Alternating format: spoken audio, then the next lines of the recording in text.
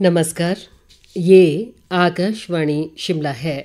अब आप पूनम शर्मा से प्रादेशिक समाचार सुनिए। विधानसभा अध्यक्ष कुलदीप सिंह पठानिया ने फील्ड कर्मचारियों से कहा है कि वे ग्रामीण विकास को लेकर निष्ठा और तत्परता के साथ कार्य करें।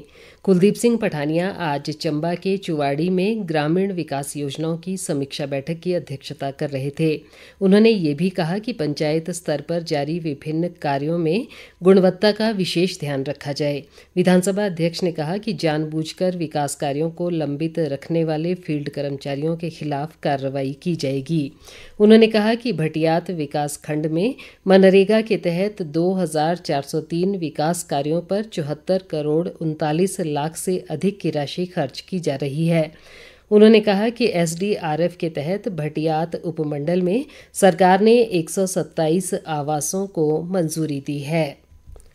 लोक निर्माण व शहरी विकास मंत्री विक्रमादित्य सिंह ने मंडी संसदीय क्षेत्र से नवनिर्वाचित सांसद कंगना रणौत के साथ चंडीगढ़ एयरपोर्ट पर घटित घटना की निंदा की है।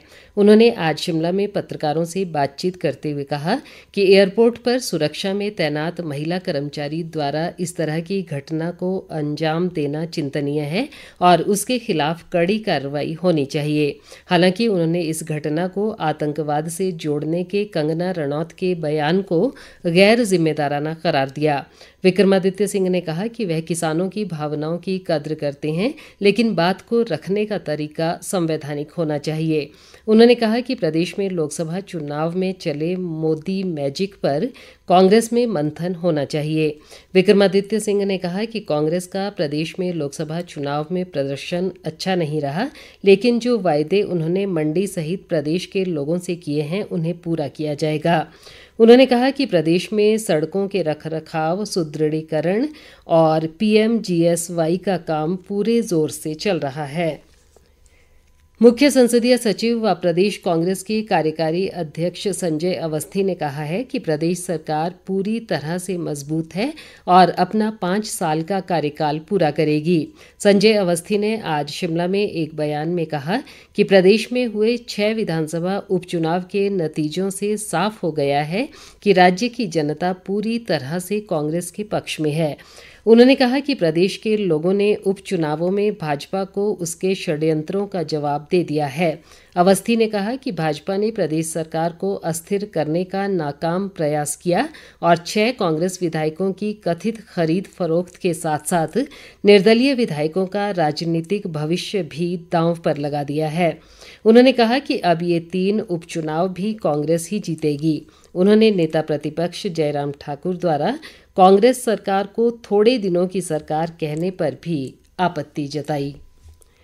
कांगड़ा के उपायुक्त हेमराज बैरवा ने कहा है कि बीबीएमबी प्रशासन पौंग डैम के निचले क्षेत्रों रे बडूखर में अर्ली वार्निंग सिस्टम स्थापित करेगा ताकि पौंग डैम से पानी छोड़े जाने पर इन क्षेत्रों के लोगों को समय पर जानकारी मिल सके।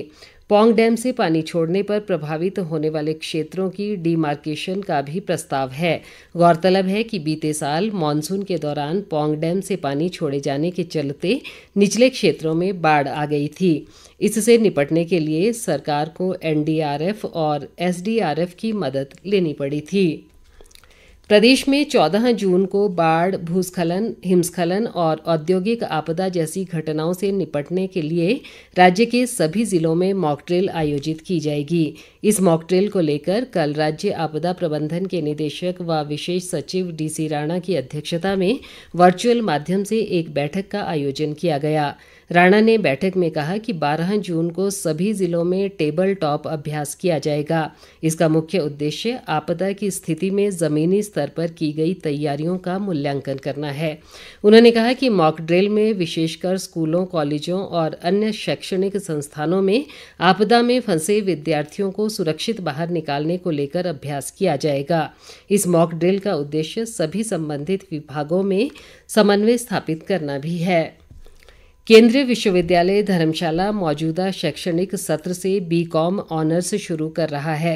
विश्वविद्यालय के कुलपति प्रोफेसर सतप्रकाश बंसल ने कहा कि ये पाठ्यक्रम राष्ट्रीय शिक्षा नीति के प्रावधानों के अनुरूप संचालित किया जाएगा।